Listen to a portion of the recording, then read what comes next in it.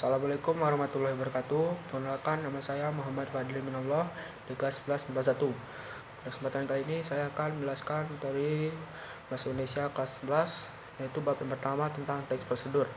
Langsung saja masuk ke pembahasan yang pertama, yaitu pengertian.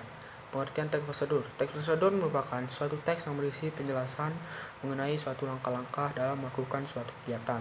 Teks prosedur ini memiliki satu tujuan, yaitu memberikan pemahaman atau menjelaskan kepada pembaca mengenai langkah-langkah melakukan suatu kegiatan secara urut.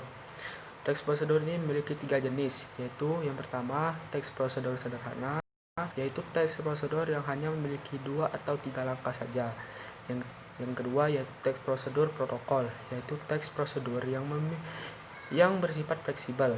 Yang ketiga teks prosedur kompleks, yaitu teks prosedur yang memiliki langkah-langkah yang jelas dan memiliki suatu tujuan. Selanjutnya yaitu struktur teks prosedur.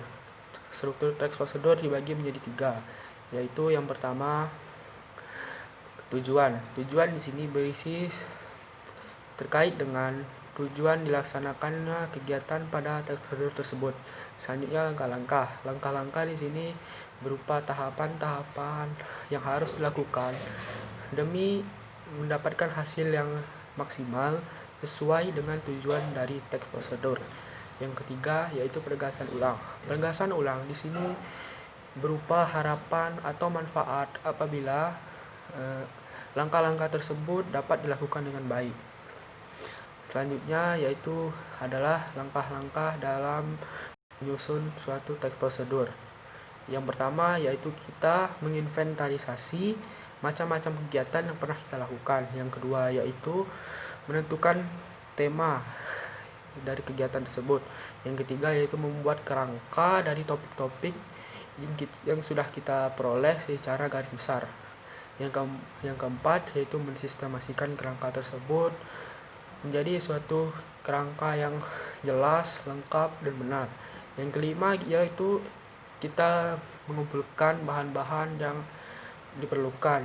Dan yang keenam, mengembangkan kerangka tersebut menjadi suatu teks prosedur yang kompleks, yaitu lengkap, benar, jelas, dan dapat dipahami pembaca dengan baik. Adapun hal-hal yang perlu diperhatikan dalam menyusun teks prosedur yaitu ejaan, tanda baca, diksi, sistematika penulisan, dan kalimat. Selanjutnya yaitu kebahasaan teks prosedur.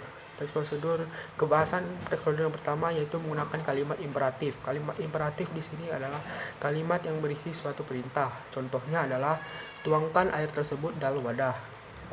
Kebahasan yang kedua yaitu menggunakan kalimat deklaratif. Kalimat deklaratif di sini merupakan kalimat yang berisi informasi atau berita. Contohnya,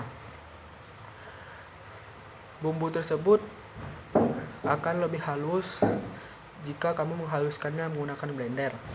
Kebahasan yang ketiga yaitu konjungsi persyaratan. Konjungsi persyaratan adalah konjungsi yang digunakan sebagai syarat syarat terjadinya suatu kegiatan. Contohnya jika, bila, dan lain-lain. Yang keempat yaitu konjungsi temporal, yaitu konjungsi yang berhubungan dengan urutan waktu. Contohnya lalu, kemudian, selanjutnya, dan sebagainya. Yang kelima yaitu numeralia. Numeralia merupakan suatu kata yang menunjukkan bilangan. Contohnya pertama, kedua, ketiga, keempat, dan seterusnya. Dan yang kelima yaitu kata kerja material, yaitu kata kerja yang berhubungan dengan tindakan seseorang. Contohnya yaitu motong, mengiris, mengupas. Dan yang terakhir yaitu